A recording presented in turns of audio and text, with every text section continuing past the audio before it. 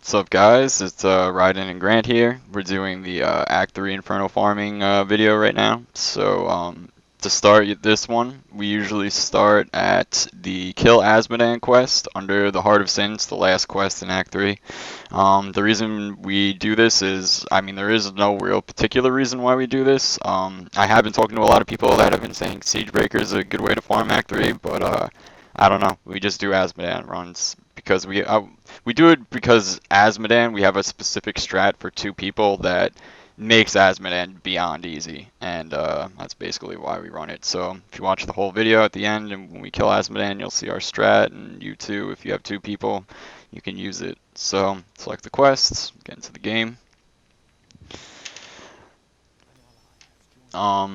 When you start this run, you're gonna want to go right to the core. The reason why we just go right to the core is because if for whatever reason you're gonna have to go through the core to get to Asmodan, basically. And if you come in here and you just get some horrible pack, that's just gonna take way too long. It's not even worth like an hour of kiting.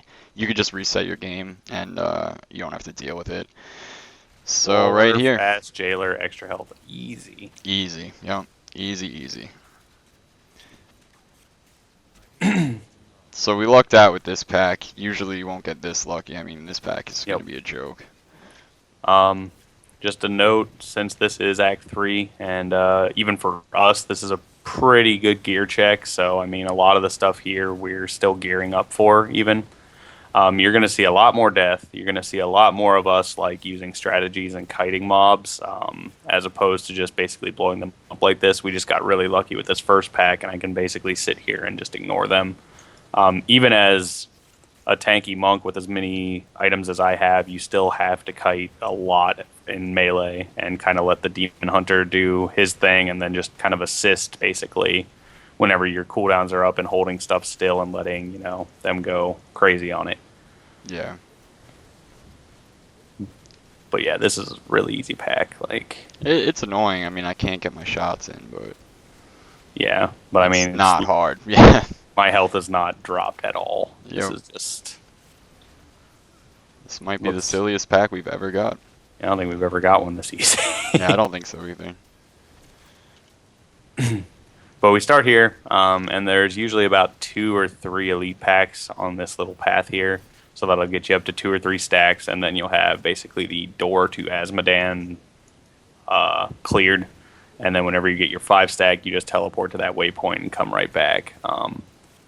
We'll talk about where we go other than this once we get to that point. Yep. This hallway is extremely good if you get a bad pack early on. A lot of the time, if you guys watch the Act 2 video where we talked about how Grant will kite the mobs through narrow things, or narrow hallways and things like that, we use this hallway all the time for the first mobs in here. Yeah, it's especially nice because if Raiden dies, or if I die, we know the other person's coming back on the exact opposite side, right on the other side, so he can actually line up a row of shots after he dies, and I can just run stuff right to it, and it'll be waiting when I get there. Apparently I got hit by a ball. I did not even see it. Yeah. Pro tip for those of you that maybe haven't read the debuff that these succubus mobs give you. The little ball does a minor amount of damage by itself, not a ton. The thing that does most of the damage is the effect. For barbarians and monks, the effect is 50% reduced armor, which is quite a hit if you're tanking these big guys. For every other class, or the 3 other classes, it's reflect damage. So whenever you attack the mobs do damage to you, which can get you killed if you're, lining up a big wave of damage and then you get that debuff. Yep. It's unfortunate sometimes. I used to think the balls just instantly killed me, and I couldn't figure out why for the longest time. Extra health, plague, jailer, desecrate. So yeah, with this pack, you're almost definitely going to see a lot more kiting, because in Act 3, desecrate and plague do a lot of damage, which means I can't stay in melee very long unless I have cooldowns or unless there's just one mob separated. So we're going to kind of let it go back here. And this is where, if you watch my gear video, I mentioned how good spirit regen is, and this stuff like this is why. Because while you're running back like this, if you have 2 spirit regen items, your spirit goes basically to full, and you can just unload on mobs once you get back. As it stands now, I have 1 item that regens spirit, and all I'm doing is basically just summoning. Just summoning my Earth ally to go in and like hold mobs in place for Raiden until I get invulnerability up, and then as soon as vulnerability up, I run in myself and do the same thing. But even then, obviously, jail and desecrate is no fun. Yep. So you'll see us go into this thing. He'll put caltrops all the way down, and then as soon as we have a good position like this, I'll just run forward and jump in and blind, and then kind of run back so that they fall right back into the balls. You can't stay up there too long, especially with Jailer and with Plague, Jailer, and Desecrate. Those 3 together are really not fun for melee classes.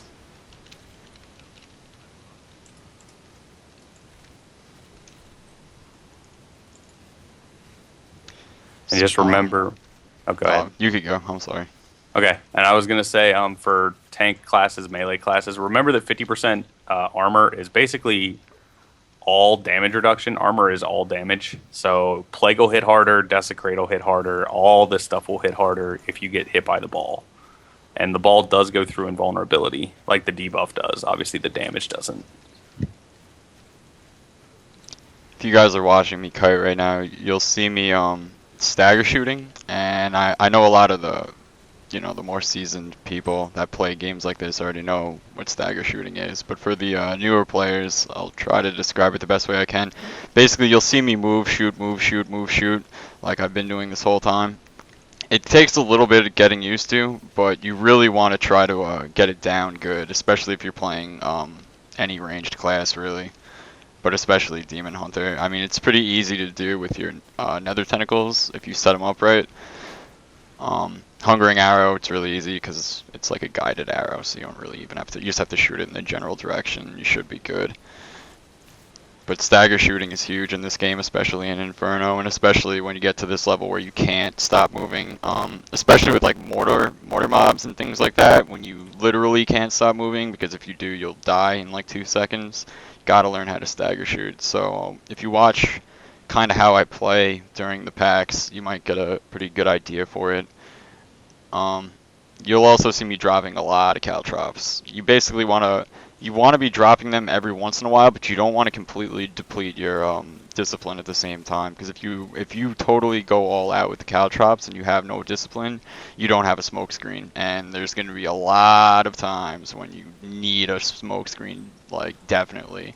So if you have prep up, if you're using my build, or the build that I use, and you have prep up, you can drop, a good amount of caltrops. You don't have to worry about it too much, because you still have a full bar. But if your prep's down, you got to watch for it. Yeah.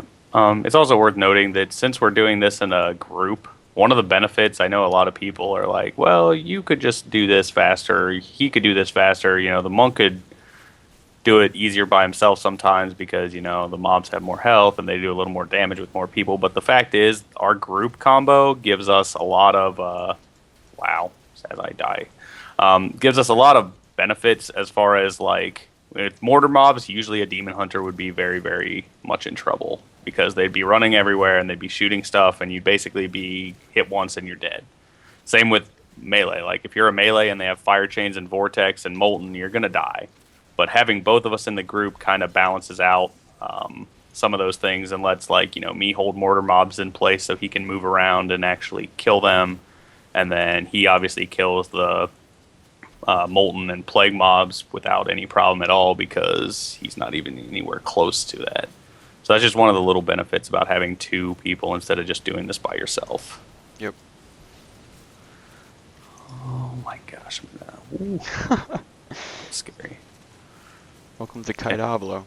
Yep, pretty much. And as you can see, we're going right back to our favorite hallway. And if these mobs live through this and, make it through this, we're basically just going to make a big circle and come right back up it and do the same thing. Oh, my. And you can see, just one trip through that hallway, and they're all at, 3/4 health. Or 1/4 health, sorry. Yep. Oh, boy, that's not good.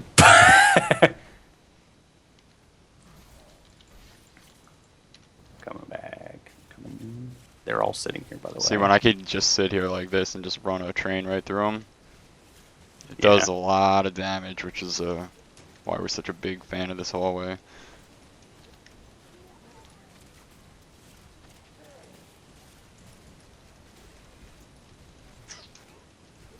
Ooh, it knocked me out of that. That was good.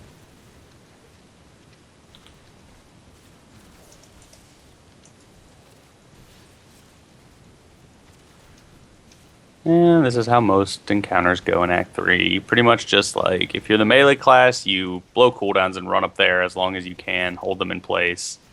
If you're the range class, you're just constantly backing up and shooting.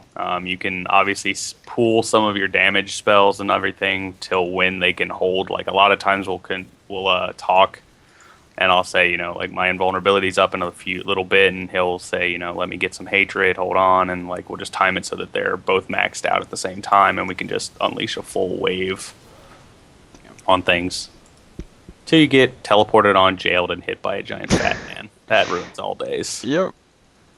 Sometimes there's just nothing you could do. I could have blown smoke screen if I was a little bit faster, but I kind of derped, and that was the end of me. Nope. And yeah, for the tanks out there, these mobs, I fully believe that Blizzard just did not intend for these to be tanked. Even with as many resists as I have, they still hit very, very hard, and I can really only be in melee range long enough to pop a few cooldowns and auto attack a little bit before I have to run out. As soon as cooldowns wear off, they pretty much just destroy me. Most other things in this act, though, I can tank without problems. You'll see later on that like the other areas aren't so bad. But there you go. That's 3 elite mobs doing this path that we would have had to clear anyway, regardless of whether we started here or elsewhere. Now we only have to find 2 other rare mobs before we go to Azmodan. Yep. We are going to walk up and make sure that everything's clear, though, just to save some time. Yeah. And those that haven't seen my item guide yet, this is why you want to get to Act 3. Because that weapon right there has virtually no bonuses at all and is already better than most of the stuff in Act 2 and 1. I don't know what's going on, but I keep dropping my flag, like, for no reason. I see that. Yeah, I don't know. I did spill coffee on my my mouse today, so might be doing You obviously I don't know. have the drop flag mouse button toggled down permanently. I guess I do. So there we go. That's the end. That's where Azmodan is. That's where we'll be coming back to as soon as we get those next 2 stacks. All right, options for the next 2 stacks. You can go to the keeps. There's a lot of not so nice mobs. The tongue guys and like the little javelin throwing guys are in there, and they're not very nice. Same with the area crater. There's a lot of ranged mobs that are very annoying. We like to go to the stone fort currently, and that's mainly because there's a lot of staircases and other places where we can kite mobs up and down and kind of hold them in place, like right here. Basically, me standing where I'm standing means that nothing can get to Raiden, which means he can just sit there and auto attack freely until Raiden likes that. He likes that a lot. Get crushed by the overhead swing guys. Apparently Raiden's also just going to throw his flag down this entire video. So I hope I you guys see that. enjoy that. I do have a cool flag, so at least it's cool, I guess.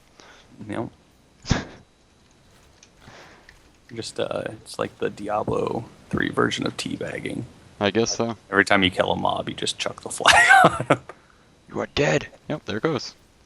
Maybe I should just like turn it off. I don't even know how to turn that off. Go to key bindings, I guess.